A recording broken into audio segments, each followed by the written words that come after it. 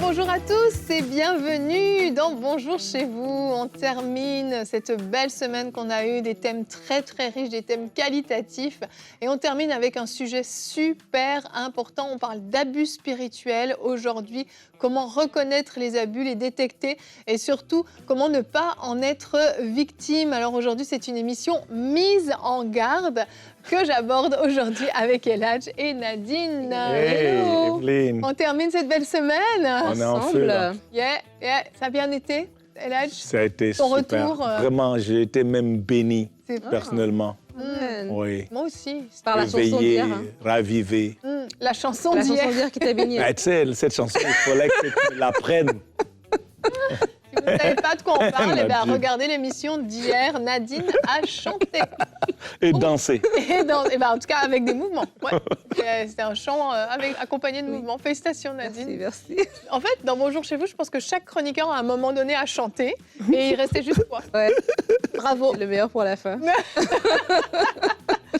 Alors aujourd'hui, on a un C'est mon histoire. Alors c'est Aurélie et Jonathan qui sont venus nous partager leur histoire d'abus spirituels. Alors c'est très courageux de leur part parce que c'est un sujet dont on ne parle pas beaucoup et on les remercie d'avance. Donc vous pourrez découvrir leur histoire dans quelques instants. Mais avant ça, on va voir comment détecter les abus spirituels dans la pensée du jour.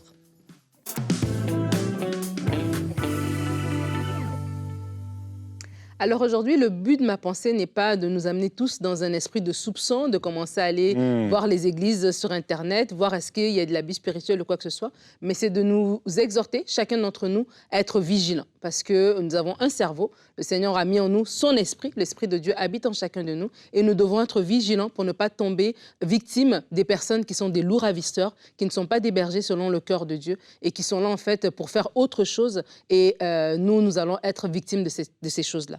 La Bible dit ici dans Jean 10, les versets 11 à 14, « Je suis le bon berger », c'est Jésus qui parle, « Je suis le bon berger donne sa vie pour ses brebis. » Le simple salarié, quant à lui, dans d'autres versions, ça dit le mercenaire, n'est pas le berger et les brebis ne lui appartiennent pas.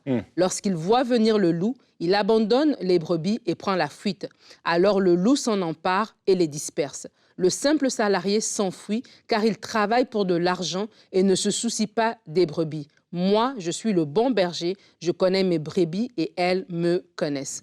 Et lorsque je pensais à cette pensée, c'est vraiment ce texte que l'Esprit de Dieu a mis dans mon cœur, parce qu'on voit là le cœur de Dieu. Le cœur de Dieu, Jésus dit, je suis le bon berger. Voici le caractère, voici les caractéristiques qu'on va retrouver dans un bon berger. Jésus est notre berger par excellence, mais la Bible nous dit, c'est Dieu qui parle en disant qu'il va susciter des bergers selon son cœur. Donc, il va susciter dans l'Église des personnes selon son cœur qui vont nous encadrer, nous enseigner dans les voies du Seigneur selon la parole de Dieu. Et il y a le bon berger, mais aussi le mercenaire ou le simple salarié, comme dans cette version. Et comme dans certaines assemblées, dans certains endroits, dans certains mouvements, il y a aussi des bons bergers, mais il y a des mercenaires, des simples salariés. Il faut détecter à ce moment-là si on tombe au piège de ces personnes-là. Alors, les signes à détecter. Il faut voir les paroles. Dans les paroles, des fois, on peut se retrouver dans un endroit où on a vraiment de la violence verbale. On nous parle avec beaucoup de méchanceté, on nous parle avec beaucoup de mépris, voilà. On voit vraiment qu'on est dans un endroit où est-ce qu'on essaye de nous isoler, on nous amène à renier notre famille, à renier nos amis, à renier nos parents, à nous dire que tu dois m'honorer moi avant d'honorer tes parents, en nous mettant presque comme si la personne se met, comme si elle était l'autorité finale, elle était l'intermédiaire entre Dieu et nous, et que voilà, sa parole, c'était la parole de Dieu. Donc des fois, par les paroles des gens, on peut détecter là, est-ce que je fais affaire avec un berger ou je fais affaire avec un simple salarié ou avec un mercenaire. Le prochain signe à détecter, c'est au niveau du comportement. Et là, quand je parle de comportement, je parle vraiment d'abus. Un abus physique, des fois, il y a des abus physiques, il y a des viols, il y a des agressions qui se passent. Par ces abus-là, on voit que c'est pas un bon berger, il y a de l'abus spirituel. Des fois, ça va être tout simplement de la manipulation, donc nous amener peut-être à poser certaines choses, à renier, à mettre de côté, par exemple, nos finances au profit de ces personnes-là, etc., à nous dire qu'ailleurs, c'est mauvais. Si tu pars, on nous met une peur que si tu vas poser des questions ailleurs, si tu remets en question, ça veut dire que tu vas aller en enfer, etc. Donc, par des comportements comme ça, on peut détecter que non, il y a de l'abus. Et le troisième point, je l'ai dit tout à l'heure, c'est lorsque la personne se met au niveau de Dieu. On doit nous encourager à savoir que le seul intermédiaire, le seul chemin, c'est Jésus. C'est Jésus qui est le chemin, la vérité et la vie. La Bible dit qu'il n'y a aucune voie, il n'y a aucun autre moyen d'aller au Père que par Jésus-Christ. Et lorsque quelqu'un nous présente le Seigneur, oui, peut-être qu'il connaît plus que nous, il peut nous enseigner, mais il ne peut pas se substituer à Jésus-Christ, en fait. Et ça, c'est vraiment important. Et à ce moment-là, je vous invite à prendre vos responsabilités, parce que c'est vrai qu'on peut donner des signes, et certains d'entre vous, peut-être que malheureusement, vous êtes dans ces cas de figure, mais je veux nous inviter en tant qu'enfants de Dieu, je l'ai dit tout à l'heure, nous avons un cerveau.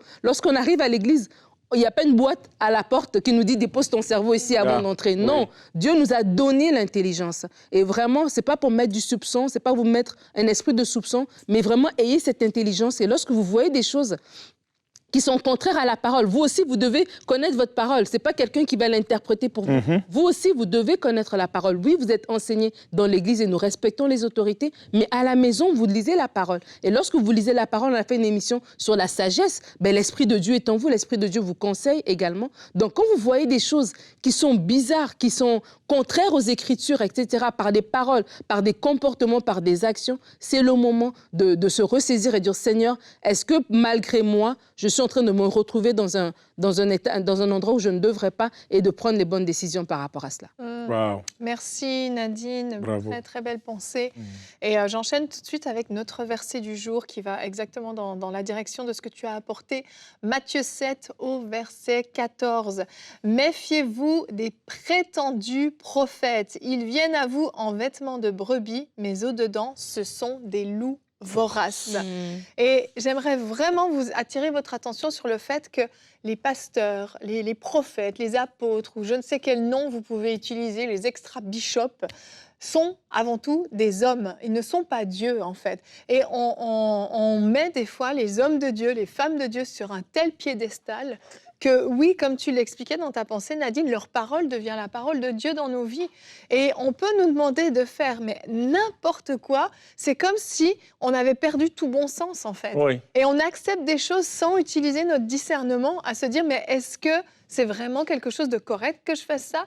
J'ai entendu des femmes, tu parlais de viol, et je veux en parler parce que c'est une réalité. Tu parlais de viol, et certaines femmes ont été violées par leur pasteur sans même savoir qu'elles étaient violées, parce que d'une certaine manière, on leur fait croire qu'elles sont consentantes. Oui, que c'est une bonne chose, que c'est comme ça qu'elles vont obtenir leur guérison, leur délivrance. Leur non, impartation. il faut appeler un viol. Un pasteur qui vous dit, il faut que je couche avec toi pour que tu vives une transformation, que tu sois guéri ou je ne sais quoi, c'est un viol, c'est pas normal. Et il y a énormément de choses comme ça qui, sous le couvert de quelque chose de spirituel, parce qu'on spiritualise l'acte, il devient saint, il devient beau, il devient noble. Non, quand on parle d'abus, ce sont des choses graves et il est important de les dénoncer. Bien sûr, Nadine, c'est vraiment, je suis contente que tu aies commencé ta pensée comme ça. On ne veut pas mettre cet esprit de méfiance, de tout soupçonner, mais il ne faut pas être naïf non plus. Et on a vraiment besoin, en tant que chrétien, en tant qu'enfant de Dieu, d'utiliser notre discernement, la connaissance de la parole de Dieu pour savoir ce qui est bon et ce qui ne l'est pas. C'est vraiment aussi simple que ça, en fait. J'aimerais vraiment dire merci pour ce thème parce que il y a une pandémie de déception qui est en train de courir dans le corps de Christ et qui fait beaucoup de dommages.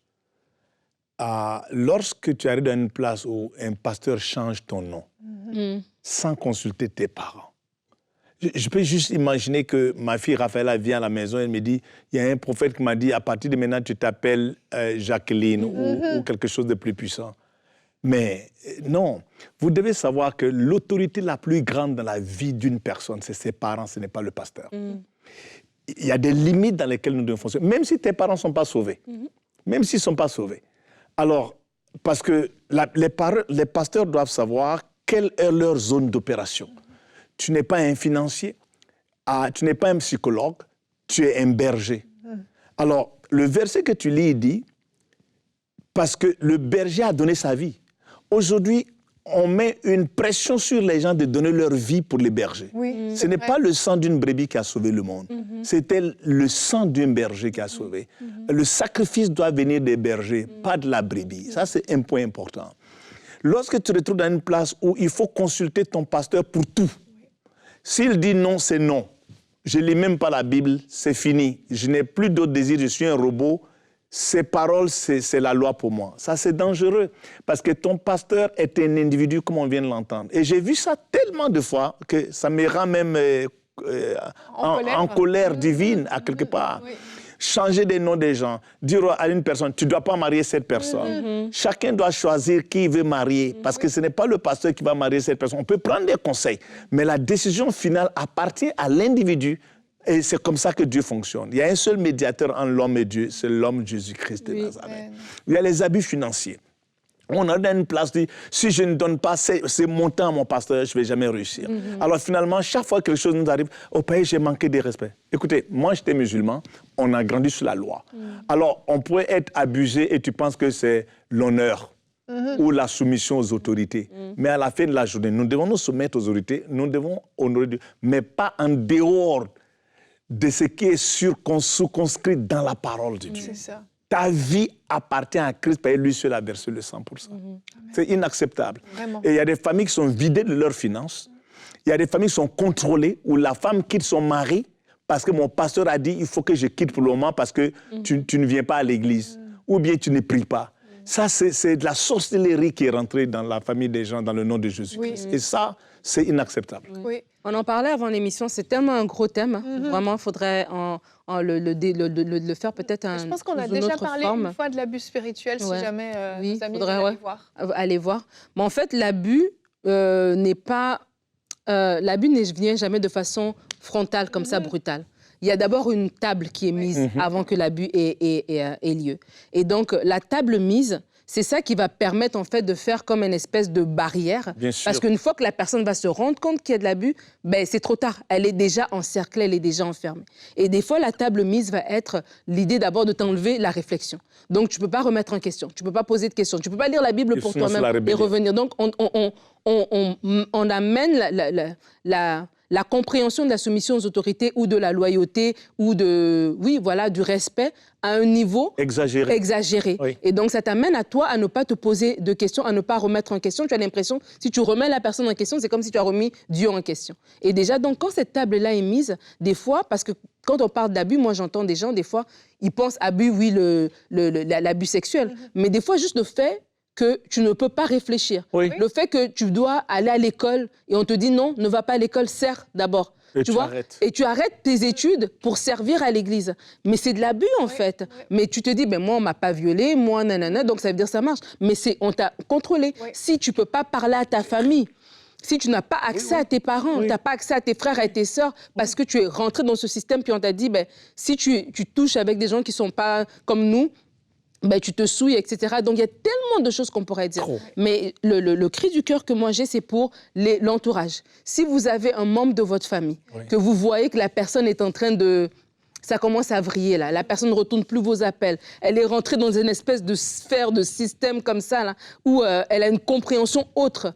Et des fois, on peut regarder et puis on peut même lâcher. Mais je veux vous encourager à prier pour cette personne-là. Elle ne voit pas ce qu'elle vit, en fait. Elle est aveuglée. Elle est aveuglée, pourquoi? Parce qu'il y a une table qui a déjà été mise qui l'empêche de réfléchir au-delà de ça. Et je veux vous encourager à prier. Je veux vous encourager à vous tenir à la brèche. Je veux vous encourager à ne pas mépriser les autorités. Il y a des bonnes autorités. Mais malheureusement, comme ce verset nous dit, il y a des loups. Il y a des loups dans la bergerie qui sont là. Et qu'est-ce que le berger, il fait? Il chasse le loup. Il ne laisse pas. C'est le mercenaire qui part en courant. Le berger chasse le loup. Et je veux vous inviter à ne pas laisser vos membres de famille partir à la dérive comme ça, lorsqu'ils sont sous l'emprise de je ne sais qui, mais de prier, de ne pas lâcher, de chercher la sagesse de Dieu. On a parlé de la sagesse divine pour aller les chercher et les ramener. Amen, amen. Merci d'avoir partagé ça, Nadine. Et je vous propose maintenant qu'on puisse découvrir le témoignage d'Aurélie et Jonathan.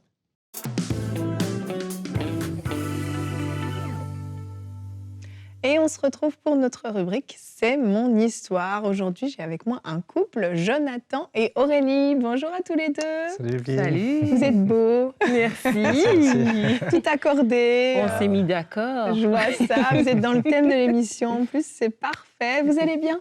Très bien. Et toi ? Super, ça va bien, merci. Merci d'être là dans C'est mon histoire. Et aujourd'hui, vous venez nous raconter un témoignage qui est quand même particulier, un petit peu hors du commun, parce que tout le monde n'en parle pas. Vous venez nous raconter comment, en fait, vous avez réalisé que vous étiez victime d'abus spirituels et comment vous vous en êtes sorti, comment vous vous en êtes remis. Et puis, merci de nous raconter cette histoire. Je pense que ça peut aider aussi beaucoup de personnes. Et pour commencer, vous êtes mariés en 2012, si je ne me trompe pas. Un beau mariage, j'en suis certaine. Et vous avez assez rapidement déménagé pour rejoindre une église dans laquelle vous alliez faire une formation biblique, c'est bien ça? Oui, c'est ça. Parce qu'en fait, quand on s'est rencontrés avec Aurélie et puis qu'on s'est mariés, à ce moment-là, j'étais responsable d'un groupe de jeunes et Aurélie aidait aussi. C'est comme ça à ce moment-là aussi qu'on s'est rapprochés et puis qu'on s'est mariés. Et à ce moment-là, personnellement, je ressentais le besoin de me former. Et quand on en discutait avec Aurélie, tous les deux, on sentait le besoin de se former, de s'équiper. Et ça nous a motivés de trouver une école biblique. Et c'est comme ça qu'on a rejoint cette église où il y avait une école biblique en interne et qui nous a amenés dans cette église, quoi. C'est ça. Et c'était une école biblique, mais à la fois, il y avait vraiment un engagement dans l'église locale et un engagement à être présent à toutes les réunions, c'est ça? Oui. C'est ça. En fait, en gros, l'idée, c'était que quand on s'engageait dans cette école biblique, il fallait être présent à toutes les réunions. Donc, il y avait des réunions de prière en semaine, il y avait la réunion de jeunesse le samedi, il y avait l'église le dimanche, plus tout ce qu'il y avait autour. Donc, il y avait cet engagement-là. Donc, on était là toutes les semaines, très souvent. Donc, c'était vraiment un engagement très fort. Et c'est comme ça qu'au fur et à mesure qu'on a commencé à sentir que si, par exemple, il fallait s'absenter pour quoi que ce soit, il fallait demander l'autorisation. C'est là que les premières tensions en fait, sont arrivées et que ça commence à être un défi pour notre couple. C'est ça, parce que toi, Aurélie, assez rapidement, tu as senti qu'il y avait des choses bizarres au niveau du leadership. Tu as essayé d'en parler avec Jonathan et vous ne ressentiez pas forcément les mêmes choses, c'est ça? Tout à fait, oui. Avec Jonathan, ce n'était pas évident de se mettre d'accord parce qu'on prenait beaucoup de temps à servir dans l'église, on prenait beaucoup de temps à être présent dans l'église et finalement, on avait très peu de temps ensemble pour pouvoir communiquer. On était comme happés dans une spirale où il fallait faire ses preuves, il fallait montrer qu'on était vraiment investis et progressivement, ça a créé des tensions dans le couple. Moi, j'ai commencé à me sentir mal à l'aise par rapport à des demandes d'engagement qui, pour moi, me paraissaient excessives. Et on n'était pas tout à fait d'accord, Jonathan et moi, sur ce temps qu'on prenait vraiment à être dans l'église. Et ça a créé des tensions très rapidement dans le couple. C'est ça, Oui. ça a créé des tensions. Et Oui. puis, parallèlement, vous aviez des rencontres, des fois, avec certains membres de l'équipe pastorale. Mais ce n'était pas ensemble, c'était séparément, c'est ça? C'est ça. C'est ça. Alors, on avait des rencontres, on était dans le bureau. Et c'est vrai que suite à ces discussions-là, souvent, il y avait peut-être un peu de suspicion. Mais en tout cas, moi, je revenais et tu le sentais à la maison. Oui. Il y a aussi des C'est tensions, en fait. C'est ça. Et bon, il y avait le côté, ma femme, elle n'est pas assez soumise. Donc, du coup, ça m'a mis beaucoup de pression pour peut-être, ma femme, elle est insoumise. Donc, il faut que je sois plus ferme avec elle. Donc, Oui, c'est ça. et même dans tes entretiens aussi, ça peut être dans l'autre sens. Donc, ça a créé vraiment beaucoup de tensions. Donc, c'était pas évident. En plus, on était tout jeunes mariés. Oui. Donc, on rentre dans le mariage avec tous nos défis, nos blessures, etc. Et donc, c'était pas évident. C'est ça. Et On nous prenait en fait en entretien séparément. Ça, c'était la politique du leadership. C'était en tout cas pour nous, notre couple, disons que la femme du pasteur consultait, faisait des rendez-vous avec Joe. Et moi, je devais faire des rendez-vous toute seule avec elle et Joe tout seul avec la femme du pasteur.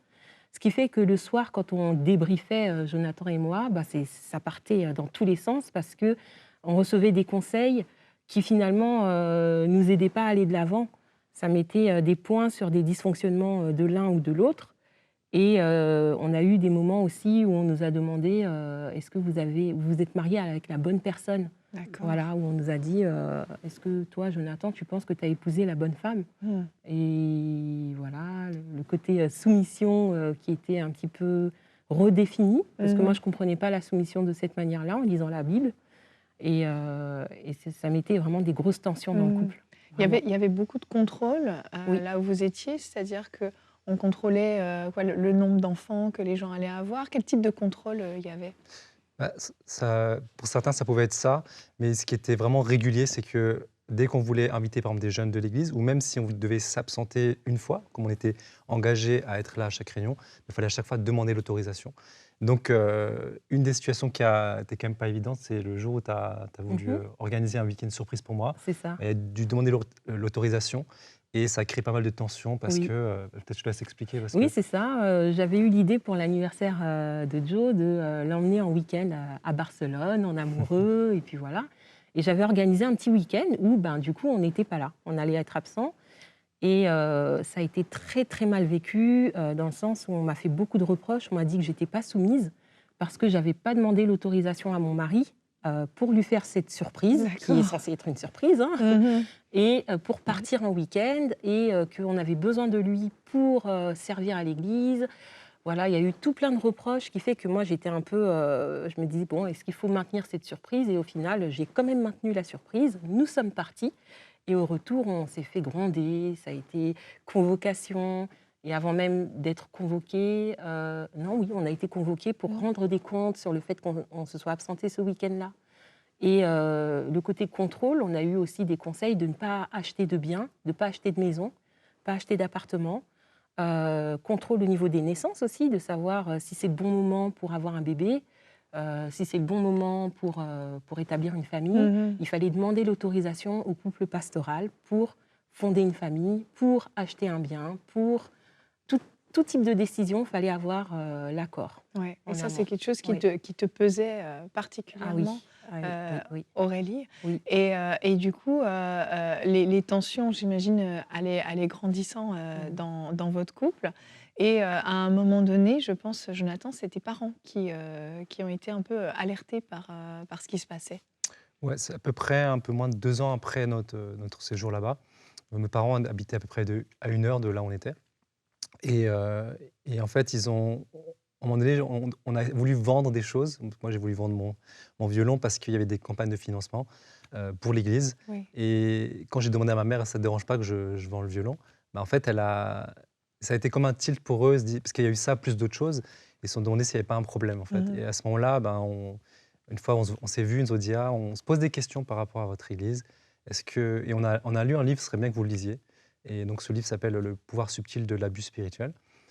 Donc, on l'a pris et on l'a lu. Et ce qui est fou, c'est que dès les premières pages, alors, Aurélien avait beaucoup plus conscience que moi, mais moi, beaucoup moins. Et quand j'ai lu les premières pages, j'ai l'impression que ça décrivait notre vie. Et moi, à ce moment-là, je pensais que ce qu'on vivait, c'était comme unique, ou c'était quelque chose de... Mais en fait, j'ai réalisé que c'est quelque chose que finalement beaucoup de gens vivent.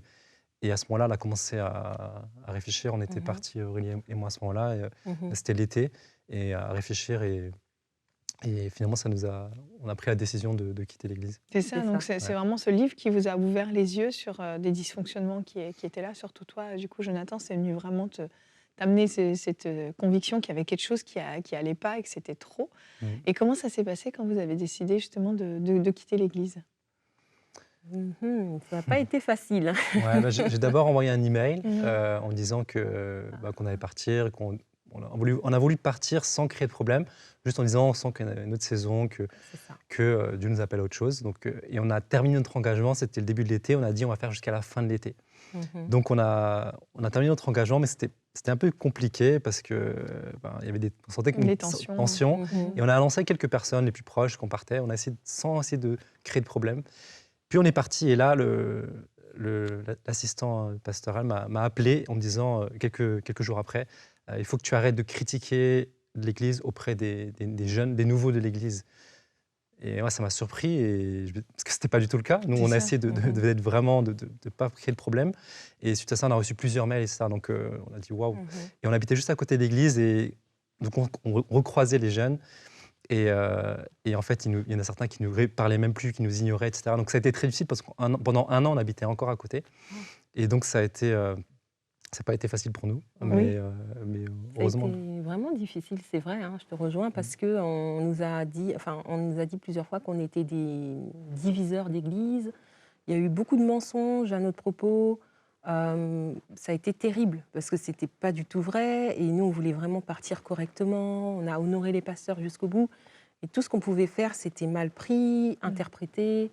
Il y avait aussi la loi de l'omerta, c'est-à-dire la loi du silence, où beaucoup de choses se disaient en secret, de la manipulation. Enfin, c'était très compliqué à vivre, très compliqué. C'est ça, Oui. puis surtout, j'imagine des amis que vous avez perdus, Oui. puisque les membres de l'Église n'avaient plus le droit finalement de communiquer avec vous, c'est ça. Il y avait ouais. comme vous n'existiez plus. Un Tout petit peu. à fait. c'est On ça. a été rayés du jour au lendemain. Et ouais, c'était C'était, pas simple parce que ouais. pendant ces 2 années-là, on était tout le temps ensemble. C'était vraiment dans une bulle et perdu tous ses amis. Donc, Ça doit pas mais- être évident. Et vous êtes parti après ça aux États-Unis Ouais. pour une période de reconstruction. Oui. Vous êtes parti combien de temps là-bas? on est parti Un mois, enfin Ouais, un peu ça, moins d'un mois. Après un mois, et c'est un temps, vraiment des gens nous ont accueillis, nous ont bénis, et là, on a pris Mhm. les temps, on a prié, et on a fait Libérer le pardon. on a vraiment une On a démarche de pardon dans de nos cœurs à ce moment-là. Beaucoup, oui. Ouais, et donc, voilà, c'est là où la guérison commence à s'opérer, mais on a senti qu'il nous a fallu après plusieurs mois. Mais ça a été un moment fort où on a senti que Dieu vraiment nous a fait du bien. Et de sortir du contexte, ça nous a vraiment fait du bien. Oui. Et aussi, excuse-moi Joe, on a réalisé que on avait quand même dans nos cœurs comme une soif. On est arrivé dans un système parce qu'on avait comme une soif aussi d'aller plus loin avec Dieu, une soif, mais qui était un peu démesurée, un Ouais. idéal. On courait après un idéal. Et c'est ce qu'on se disait. Surtout moi, en fait, c'est-à-dire que quand j'étais leader jeunesse, c'est comme si au fond, je cherchais une méthode pour réussir à faire en sorte que les jeunes soient en feu. Et là, on arrive dans une église, on voit les jeunes, on a l'impression qu'ils étaient tous à fond pour Dieu. C'est ça. Et du coup, je cherchais cette méthode-là, en fait. Et du coup, je tombe à la fond dans le piège. Et pour moi, c'était moins C'est évident ça. qu'Aurélie de voir le problème parce que je cherchais comme cette méthode-là, en fait. Et c'est là aussi, j'ai conscience que moi-même, je devais comme ouvrir les yeux, que c'était pas ça que je devais chercher. Parce que c'est Dieu, en fait, c'est le Saint-Esprit qui touche les vies, c'est pas une méthode, en fait. Voilà, C'est c'est ça. ça. On est tombé dans ce piège-là. Tout à fait. Ouais. Et après coup, le pasteur assistant qui vous avait fait des reproches, finalement, t'as rappelé, Jonathan, Ouais. il avait lui-même ouvert les yeux sur la situation, c'est ça? Il a déjà eu plusieurs prises de conscience, mais à un moment donné, il y a eu un pasteur qui est venu visiter l'église et qui a commencé à dire qu'il y avait peut-être des problèmes. Et lui, il a commencé à avoir Une des prises enquête. de conscience. Il y a eu une enquête. Et ouais. suite à ça, en fait, il y a eu toute une enquête qui a été lancée. Et donc, il a ouvert les yeux. Il était très influent. Les autres jeunes, en fait, ont commencé à ouvrir les yeux. On a commencé à recevoir plein de demandes de pardon des différents jeunes. Donc c'est sûr que ça nous a fait du bien. Mais nous, on a tout de suite dit, vous êtes déjà pardonnés. On a Voilà. déjà fait C'était le déjà fait travail de cette pardon dans nos démarche. cœurs. Et ouais, donc ça a C'est pu- ça, et finalement, donc, les pasteurs ont été retirés de leurs fonctions pour mettre d'autres pasteurs à la place. Donc l'Église a pu continuer, mais de manière finalement plus saine. Et vous avez pu vous reconstruire, vous à avez fait. pu Tout à fait. faire confiance à nouveau, vous engager à nouveau dans une Église aussi après? Ah oui, oui, Ouais, vraiment. ça a quand même mis un peu Oui, de ça a mis du mais- temps quand même de refaire confiance. Mais Mhm. la guérison a eu lieu et on a Oui. pu s'engager dans notre église par la Mhm. suite. Et même au niveau du couple, en fait, Dieu a fait transformer le mal en bien parce que ça nous a aidé à guérir sur des Oui. choses. C'est Ça ça. a mis comme la lumière sur des choses et ça a permis d'aller de l'avant. Donc vraiment, c'est un témoignage que Dieu est fidèle et que c'est grâce à sa grâce qu'on est là aujourd'hui, qu'on peut Oui. témoigner. Vraiment. Amen, amen. Vraiment. Merci à tous les deux d'avoir osé parler de ce sujet délicat. Merci d'être venus témoigner dans C'est mon histoire. Avec plaisir, merci à toi de nous avoir Merci de accueillis. nous avoir invités. Merci. Eh bien, un témoignage, alors Wow. ça peut paraître moins grave comparé à tout ce qu'on a pu dire dans l'émission, mais en réalité, c'est des choses très graves, c'est du contrôle et c'est Oui. souvent ce type d'abus qu'on peut rencontrer. Donc, si vous êtes reconnus dans le témoignage d'Aurélie et Jonathan, si vous êtes reconnus dans les différents exemples qu'on a pu aborder en début d'émission, on aimerait vraiment vous encourager à réagir, à ne pas rester là où vous êtes. Oser partir, c'est vraiment oser se séparer, se détacher de cet abus spirituel et dire stop. Et il faut dire stop, vous ne pouvez plus supporter ce genre de choses. Et s'il y a des choses graves qui vous sont arrivées, on parle vraiment d'abus sexuels, on parle de choses vraiment très graves qui sont punies par la loi, on veut vous encourager aussi à oser en parler à des autorités compétentes, à vous faire aider et à ne pas laisser non plus ça sous couvert parce que ça se passe dans l'Église. On cache, il y a des choses qui doivent être mises à la lumière pour qu'il n'y ait pas d'autres victimes après vous. Donc prenez les bonnes décisions vraiment, prenez le temps aussi d'être à l'écoute des uns des autres qui vous entourent aussi, qui peuvent traverser des situations difficiles pour être une aide également pour eux. Merci à tous les deux en tout cas pour ce thème qu'on a beaucoup, partagé Evelyne. ensemble. Merci pour cette belle semaine, Eladj. On se revoit bientôt. Cette fois, tu laisses plus passer autant de moi. Non, voilà, bientôt. Bientôt. Allez, merci d'avoir été avec nous. On vous souhaite un très bon week-end. À la semaine prochaine.